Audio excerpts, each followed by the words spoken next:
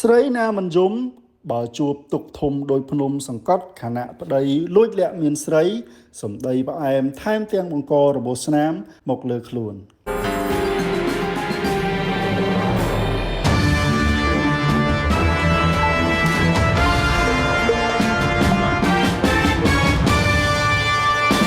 ស្ត្រីម្នាក់បានជួបទុកធំដោយភ្នំសង្កត់ខណៈប្តីក្បត់លួចលាក់មានស្រីសម្ដីផ្អែមថែមទាំងបង្ករបួសស្នាមមកលើខ្លួនទៀតនោះមិនតែប៉ុណ្ណោះស្ត្រីមេម៉ាយកូនមួយម្នាក់ដែលប៉ិនប្រសពខាងលួងលោមតាក់ទាញស្វាមី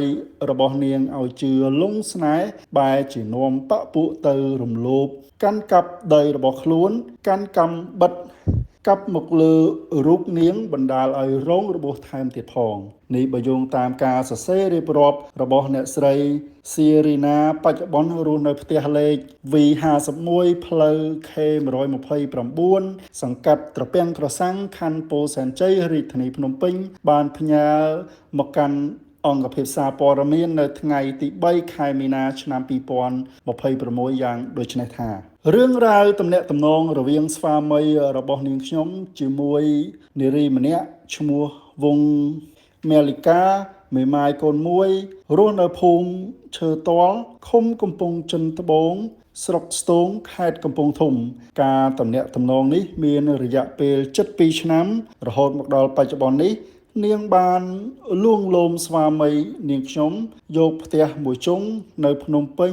និងគ្រឿងសង្ហារិមជាច្រើនបច្ចុប្បន្ននេះឈ្មោះវងមេលីកាកំពុងឲ្យកូនចៅឈ្មោះសីភក្តីនិងនាងននយ៉ានរំលោភទន្ទ្រានយកដីរបស់នាងខ្ញុំដែលមានបានកម្មសិទ្ធិរួចរាល់ធ្វើចំការនិងធ្វើរោងចិញ្ចឹមពពែនិងផ្ទះចាំចំការហើយឈ្មោះវងមេលីកាក៏បានបន្តញុះញង់ឲ្យកូនចៅមួយក្រុមទៀតមានគ្នា7នាក់ទី1ឈ្មោះណាំណាវទី2ឈ្មោះឈឿនហនទី3ឈ្មោះណាវស្រីនិចទី4ឈ្មោះណាវណុចទី5ឈ្មោះសីសារិនទី6ឈ្មោះអាខ្យងទី7ឈ្មោះឈួនចិន្តាកាន់កំបិតកណ្ដៀវមកដេញកាប់និងមានកំភ្លើងកែច្នៃធ្វើសកម្មភាពហិង្សាដោយចេតនាមកលើនាងខ្ញុំនៅថ្ងៃទី12ខែមករាឆ្នាំ2026នៅដីចំការនាងខ្ញុំដែលស្ថិតនៅភូមិ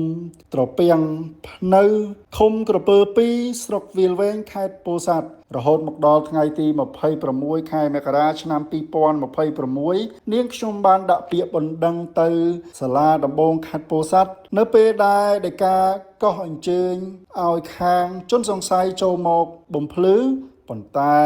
ដោយមានការញុះញង់ពី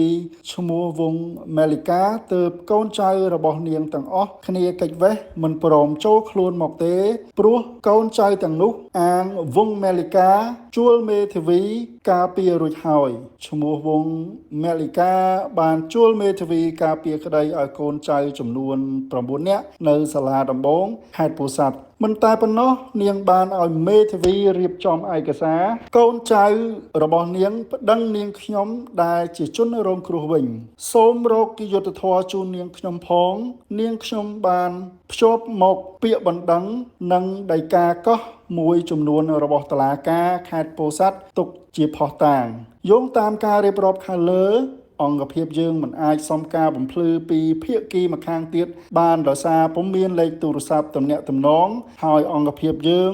នឹងរងចាំការបកស្រាយបំភ្លឺជូនភាគីពាក់ព័ន្ធក្នុងសាច់រឿងនេះរៀងរាល់ម៉ោងធ្វើការបើសិនជាមានភាគីណាមួយចង់ឲ្យយើងបំភ្លឺនិងកែតម្រូវ